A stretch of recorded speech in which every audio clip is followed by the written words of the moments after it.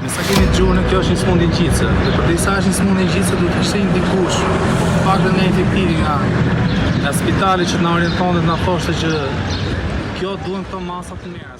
Ngjarja e rëndë e helmimit të fëmijëve në kopshtin publik numër 1 në Gramsh ka tronditur opinionin publik dhe ka ngritur pikpyetje serioze mbi funksionimin e institucioneve shtetërore. Në një vend ku siguria e fëmijëve duhet të ishte përparësi, ky fakt përbën një konflikt të qartë interesi dhe ka ngjallur dyshime të forta për ndërhyrje në procesin hetimor. Në një deklaratë publike, kreu i bashkisë tentoi të minimizojë situatën, duke cilësuar si disa raste të izoluara të fëmijëve që janë paraqitur në spital me simptoma të dyshimta. Ai mohoi çdo helmim masiv dhe theksoi se analizat ende nuk janë përfunduar. Por kjo qasje zyrtare po shihet nga opinioni publik si përpjekje për të fshehur të vërtetën dhe për të shmangur përgjegjësinë institucionale.